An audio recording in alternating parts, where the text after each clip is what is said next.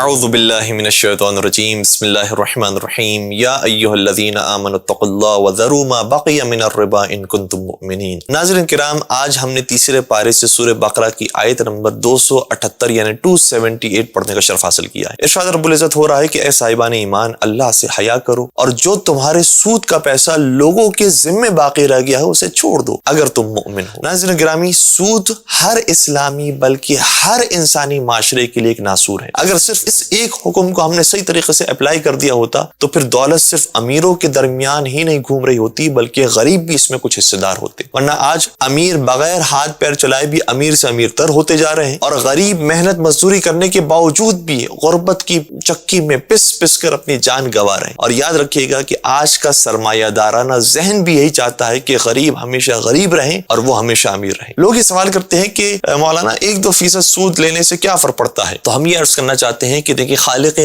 انسان کی فطرت سے خوب واقف تھا۔ وہ جانتا تھا کہ اگر اسے کم کی ہم نے اجازت دے دی تو یہ زیادہ کے لیے خود بخود اپنے لیے دروازہ کھول دے گا، اس لیے شریعت نے شراب کا ایک قطرہ پینے سے ہی منع کیا ہے اور سود کا ایک درم کھانے سے بھی منع کیا۔ قرآن نے سود کی شدید الفاظ میں مذمت کی۔ سورہ بقرہ کی آیت نمبر 279 کے اندر ارشاد فرمایا، جو انسان کے رونٹے کھڑے کر دیتا ہے کہ فَإِن لَمْ تَفْعَلُوا فَأْذَنُوا بِحَرْبٍ مِّنَ اللَّهِ وَرَسُولِهِ، اور اگر تم نے اس فعل سود کو نہیں چھوڑا تو اس کا مطلب خدا اور اس کے رسول کے خلاف اعلان جنگ کیا۔ حضرت امام جعفر صادق علیہ السلام بھی بڑی سختی کے ساتھ اس کی مذمت فرماتے ہیں اور اس گناہ کی حقیقت کو بیان کرنے کے لیے ہمارے سامنے ایک مثال بیان کرتے ہیں، اور وہ مثال سن کر بھی انسان حیران ہو جاتا ہے کہ اس کا گناہ کیا اتنا سنگین ہے۔ سود کا 1 درہم کا گناہ فرماتے ہیں کہ خدا کے نزدیک مسجد الحرام میں 70 مرتبہ اپنے محارم سے بدکاری کرنے سے زیادہ بڑا ہے۔ اللہ ازبغ بن نباتہ یہ کہتے ہیں کہ میں نے مولا علی رضی اللہ السلام کو ان کی خلافت ظاہریہ کے زمانے میں جب بازار سے گزرتا ہوا دیکھا تو وہ یہ فرما رہے تھے کہ خدا کی قسم، اس امت میں سود صاف پتھر پر چوٹی کے چلنے سے زیادہ خاموش طریقے سے داخل ہو جائے۔ اسی طرح مولا علی رضی اللہ السلام ارشاد فرماتے ہیں کہ جو شخص اسلام کے احکامات کو نہیں جانتا ہے اور پھر تجارت کرتا رہتا ہے تو وہ سود میں اتنا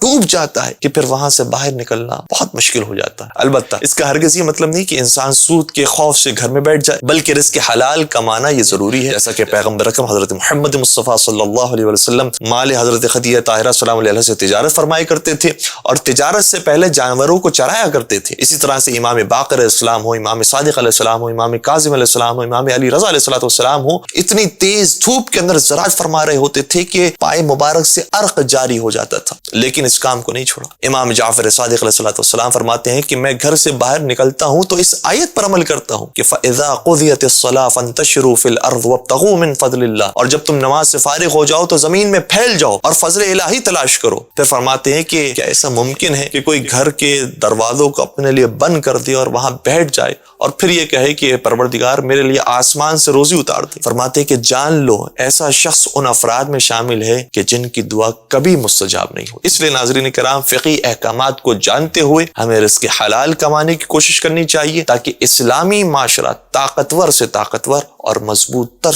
ہو کر دنیا کے سامنے آئے۔ والسلام علیکم ورحمۃ اللہ وبرکاتہ۔